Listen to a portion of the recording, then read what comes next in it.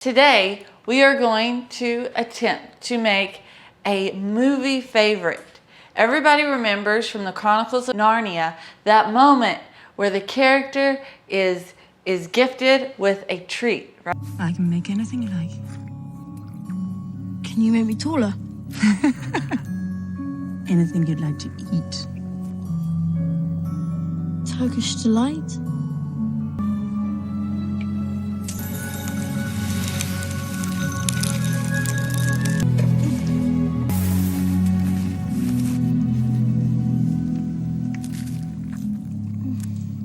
And it's Turkish Delight. Well, Joshua and I were strolling through TJ Maxx the other day. We found some we could buy in a package. Super convenient and awesome, right? But I saw it as a challenge, yet another cooking challenge to make here at home. We had to get some different ingredients for this as well. We had to get corn flour. We couldn't find this at Walmart. We had to go to Natural Grocers. Some of the recipes called for rose water, and I never found rose water. So we're going to just substitute that with some fresh strawberries. So the first step is to combine 4 cups of sugar, 1.5 cups of water, and 2 tablespoons of lemon juice in a skillet and heat it up until it comes to a boil.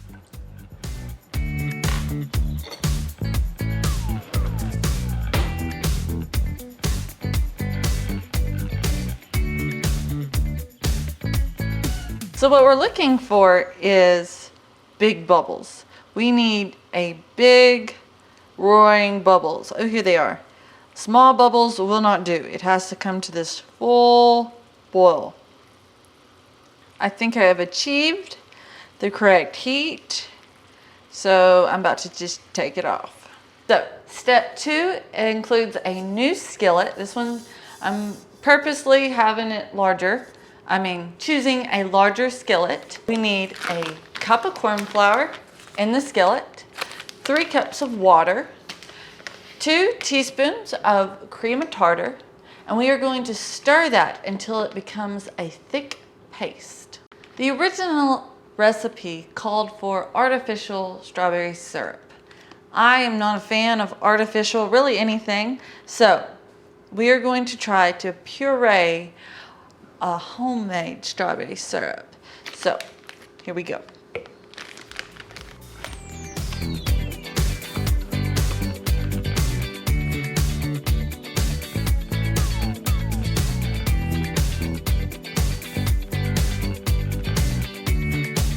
You want to use a strainer like this one to get all the chunks out, especially for this recipe because you're trying to make a candy. You see how the strainer catches all those seeds? So you wouldn't want really any of those seeds in your Turkish Delight. And in with the flavor.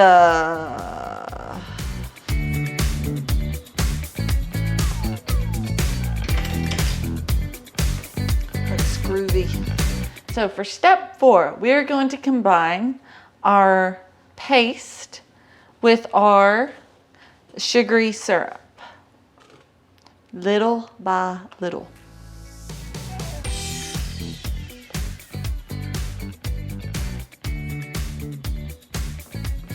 All right, now the heat is set to low, and I am supposed to continuously stir this thing for 40 minutes.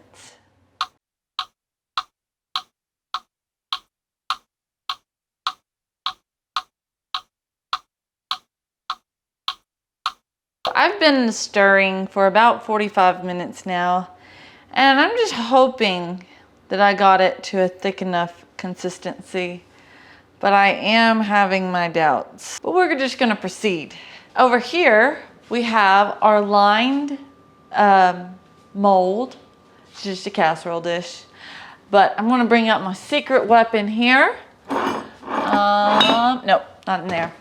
I'm gonna bring out my secret weapon here, and that is Baker's Joy. This stuff is great for keeping cakes or Turkish Delight from sticking to the container. And I've also, as a double precautionary measure, I've laid down a parchment paper as well. You'll actually grease the bottom and the top of that parchment paper.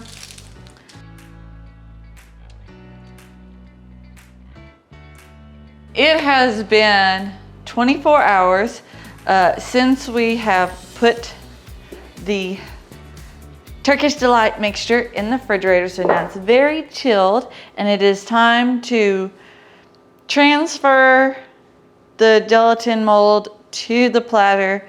We're gonna cut it up into cubes and mix it with this flour and powdered sugar combo. So the first thing we need to do is measure out that stuff. 1/2 cup of powdered sugar, 1/4 cup of corn flour.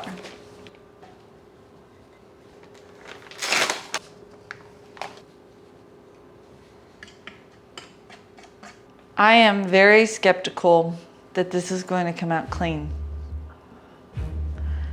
This is not Turkish Delight. This is Turkish goo. It's not working. That's not what it was supposed to be like.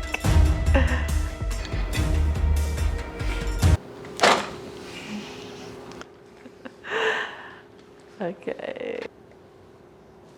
It cuts quite easy. This is our perfectly symmetrical cube. Boom, on the platter.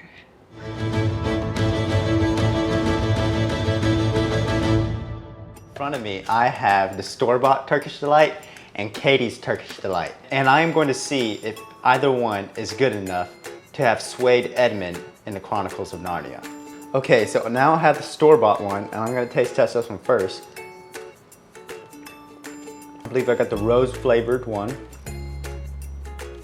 It has a firm gelatin consistency. It tastes all right. It was kind of what I expected. This was actually my first time tasting Turkish Delight. So, and now because Katy's is so pristine, I'm gonna go in with a fork and taste test hers. Let me go for one that looks, oh gosh. I'm trying to maintain its shape, but it's not happening.